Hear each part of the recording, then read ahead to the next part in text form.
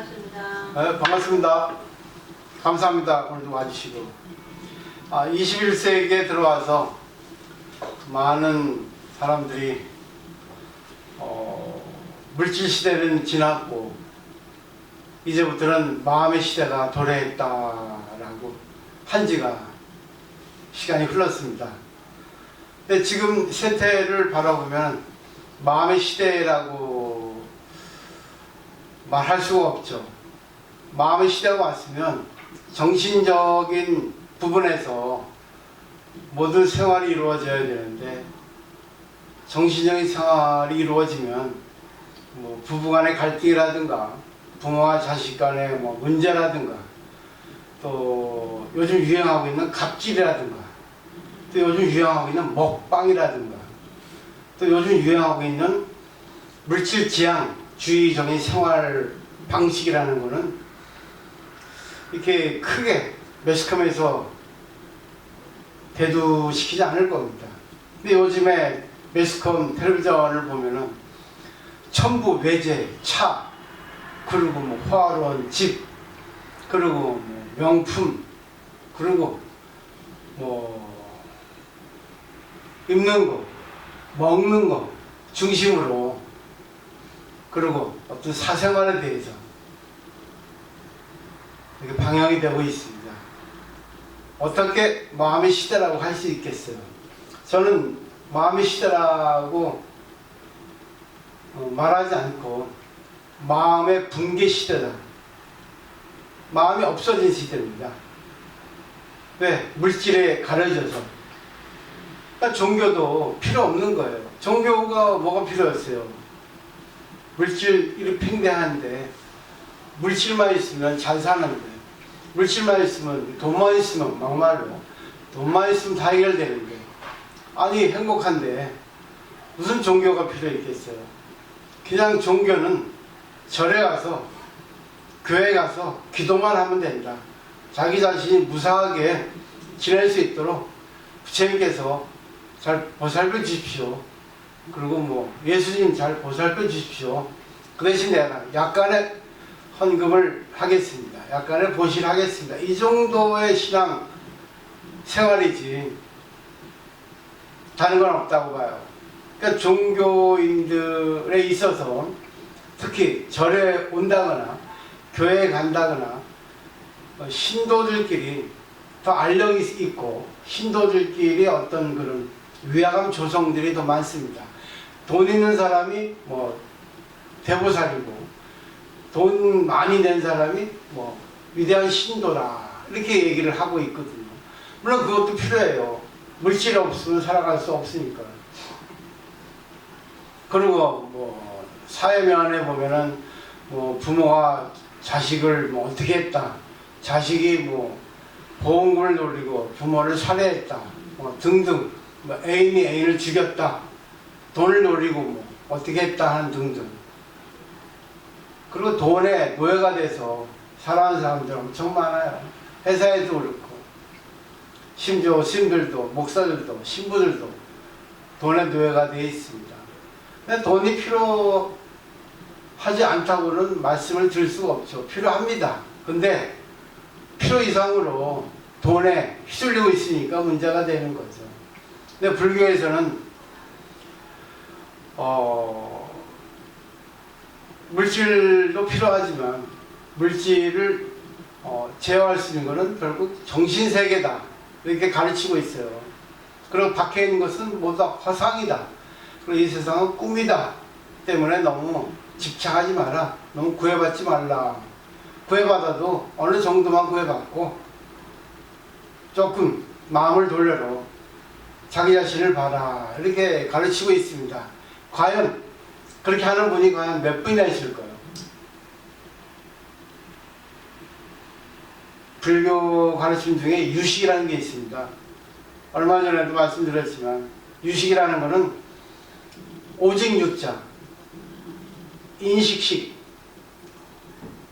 그냥 결국 모든 것은 내 마음에서 비롯된다 이런 가르침이에요.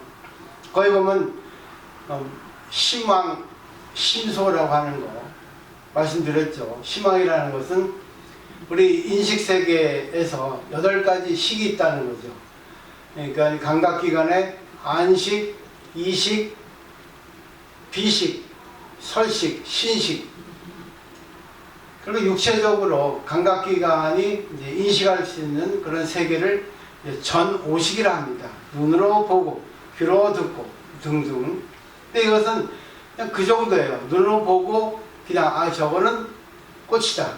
저거는 뭐 자동차다. 이 소리는 피아노 소리다.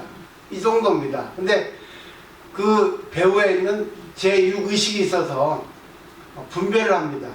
이것은 좋다. 이것은 싫다. 이것은 해야 된다. 안 해야 된다. 자동차는 어떻게 된다. 피아노 소리는 어떻게 해야 된다. 이렇게 분별을 합니다. 거기까지는 그냥 좋아요. 근데 그 뒤에 있는 숨어있는 보이지 않는 어둠의 그림자, 해봐라 제7 만라식입니다. 제7 만라식이 항상 문제를 일으켜요. 이거는 자아식, 영호식이라 해서 항상 자기 중심으로 사물을 봅니다. 피아노라고 하더라도 자기 중심으로 좋으면 좋은 피아노, 나쁘면 나쁜 피아노. 그리고 자기가 하고 싶은 대로 그걸 어떻게 가지려고 하든지 어떻게 없애려고 하는 것이 바로 자기 중심식, 제7 만라식. 이게 문제입니다. 그리고 또 배후에 있는 것이 제8 아리아식입니다. 이거는 저장식이에요. 모든 게 그 제8 아리아식의 저장이 됩니다. 창고식이에요. 장식이라 하고 여러 가지 이름이 있습니다. 이 8가지 식이 있는데 이 8가지 식을 통틀어서 유식이라 합니다. 그 유식은 공이라고 하는 가르침하고 같아요. 말만 다르지 내용은 비슷합니다. 근데 우리는 밖에 있는 사물을 보고 거기에 휘둘려요. 예를 들면 저 사람이 나에게 뭐 이상한 말을 했다. 나에게 갑질을 한다. 저 사람이 나를 무시했다. 저 사람이 나에게 잘해줬다. 하는 것 등등 이런 것들을 통해서 우리가 기뻐하기도 하고 슬퍼하기도 하고 화가 나기도 합니다. 근데 유식의 세계에 있어서는 그런 것들은 전부 허상이다. 거기에 구애받지 마라. 실체가 없다고 봐라. 그걸 알기 쉽게 말하면 우리가 보고 듣고 하는 모든 것들은 전부 저장된 아리아식에서 나온다는 겁니다. 저장된 아리아식 속에서 나와서 저거는 좋다, 저거는 나쁘다, 저거는 나한테 힘들게 한다, 저거는 나에게 좋게 한다. 그걸 갖다 인식하게 해줍니다. 근데 재밌는 게 뭐냐면 이 제8 아리아식이 저장되어 있는 의식이 나옵니다. 나오는데 그 영상이처럼 나오는데 거기에 끼어드는 게 뭐냐면 제7 만라식이에요. 제7 만라식이 어떻게 끼어냐면 영상에 그림자가 됩니다. 그늘을 줘요. 그러니까 그늘을 주니까 그대로 비치는 게 아니라 제8 아리아식은 진망화합이라 해서 진실과 허망한 것이 같이 화합되어 있습니다. 근데 그냥 나와요. 그냥 그대로 나오는데 제7 만라식이 여기서 왜곡시킵니다. 그림자가 영상의 앞에 끼어지니까. 그러니까 나오면서 이제 밖의 사물을 갖다가 왜곡시킵니다. 거꾸로 잘못되게 자기중심적으로 보이게 하는 역할을 하는 게 제7 만라식이에요. 이것이 문제입니다. 그러니까 바깥에 있는 사물이 있는 그대로로 보여야 되는 것이 정상인데 있는 그대로 보이지 않고 거꾸로 보이고 잘못 비춰지니까 거기서 문제가 생기는 거예요. 근데 공부가 되면은 자, 이 사회에 살아가면서 뭐 좋고 나쁜 게 있습니다. 이 사회에 어떤 법이 있으니까 이 사회에 약속이 있으니까 그걸 갖다가 우리가 거스를 수는 없어요. 근데 이 유식 공부, 그 불교 공부, 정신세계를 자기가 연마시키면 그런 것에 대해서 잠깐은 휘둘러도 길게는 휘둘리지 않습니다. 그러니까 공부한 사람은 오래 가지 않아요. 조금 충격이 강해도 조금 오래 가더라도 언젠가는 이게 끊어집니다. 어떻게 끊어져요? 아, 저거는 그냥 꿈에 불과하다. 실체가 없다. 결국 말하자면 반야신계 색즉시공입니다. 모든 것은, 모든 밖에 있는 색깔에 있는 모든 현상은 공이다. 아, 실체 없다. 아, 다 나에게 필요한 거다. 나에게 좋은 거다. 있는 그대로 봐야 된다. 그러니까 결국 나타나는 현상은 전부 있는 그대로 보기 때문에 나쁜 것도 좋은 것도 슬픈 것도 전부 자기에게 필요한 것이라고 받아들이는 거예요. 답이 나왔죠? 이렇게 계속 설명을 합니다. 근데 사실 저도 힘들어요. 저도 한순간에 돼야 되는데 현실이라는 게 있다 보니까 이 현실에 벗어나지 못하죠. 현실을 초월하지 못해서 저 중생이다 보니까 한 번, 두 번은 걸립니다. 근데 세 번, 네 번은 안 걸리죠. 시간이 지나면 지날수록 이 복원력, 돌아오는 원래 그대로의 어떤 자기 불성의 세계로 돌아오는 시간이 이제는 빨라집니다. 그리고 돌아옵니다. 스프링이 탁 튕겨가지고 바로 원위치로 돌아오듯이. 근데 이거 못 돌아오면은 결국 머리로만 공부한 거예요. 쉽지가 않아요. 제7만라식을 그림자를 자기 눈앞에 낀 색안경을 벗어내기가 쉽지 않다는 말입니다. 그러니까 자기 중심으로 보지 말고 타인 입장으로 봐라. 객관적으로 봐라. 그리고 전체적으로 봐라. 그 중생의 입장에 보지 말고 성인의 입장을 봐라. 아, 진짜 눈꺼풀 한번 100개 봐라. 눈꺼풀 치우면 아무것도 보이지 않거든요. 그러니까 이치대로 봐야 되는데 이치대로 보지 못하고 자기 계산, 자기 중심적으로 보는 거예요. 그러니까 상대가 잘못했는데도 자기하고 친하고 그 사람을 좋아하면은 괜찮아, 그럴 수 있지. 아니 뭐 잘못했어요, 이렇게 합니다. 상대가 싫어하는 상대라면 상대가 좋은 일을 하고 이치를 했는데 뭐 그럴 수 있는 어쩌다 한 번 한 거지. 아 그래도 그거는 조금 틀린 것 같아. 거꾸로 말합니다.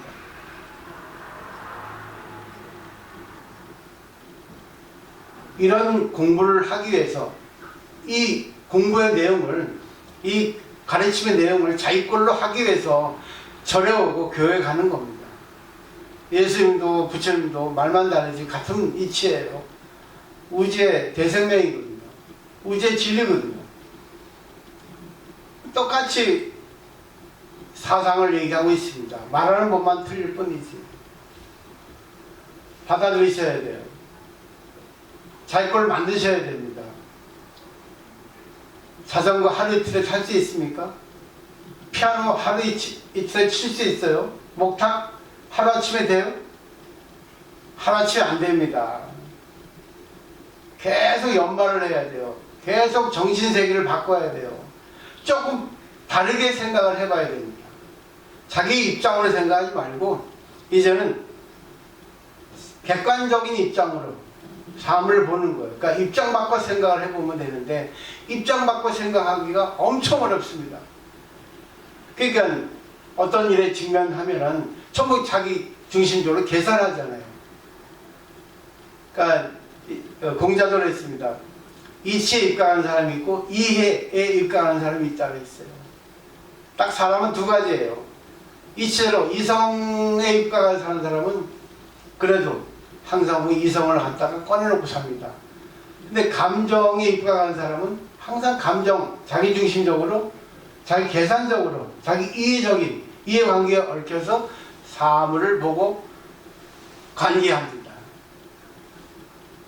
오늘의 내용은 유식이라는 것은 전부 내 마음에서 비롯된 거예요.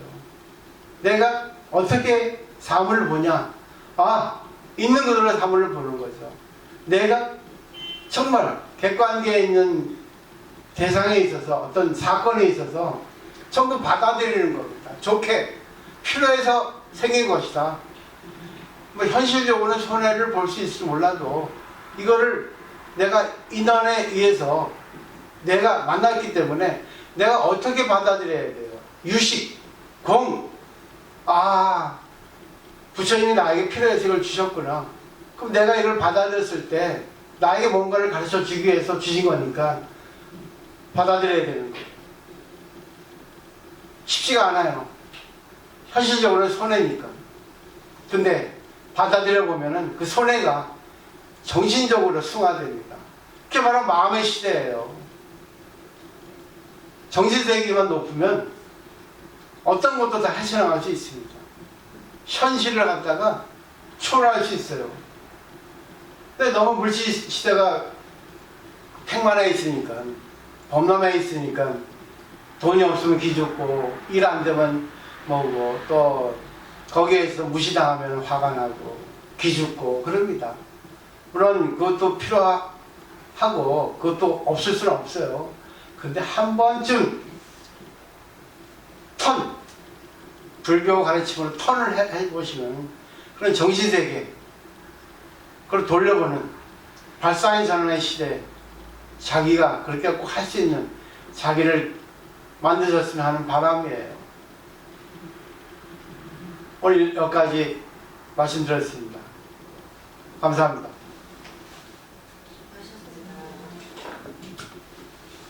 내일 똑같죠? 지금 옷 살 수 있어요? 쉽지 않아요. 요즘 옷 살 수 있어요?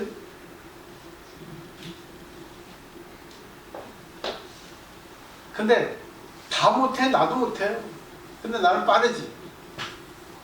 근데 나는 감정을 조절하지. 거기에서 오는 어떤 작용을 안 하지. 이 작용이란 뭐야? 싫으니까 화를 낸다거나, 싫으니까 하기 싫은, 해야 되는데 안 한다거나 그런 것들. 안 하려고 하진 않지. 그러니까 하루에 싫은 거, 한두 가지는 꼭 하셔야 됩니다. 싫어도 해야 할 건 해야 되고, 좋아도 하고 싶어도 안 해야 할 거는 또 안 해야 됩니다. 그죠? 그래서, 누구지? 원효대사도 자기가 좋아하는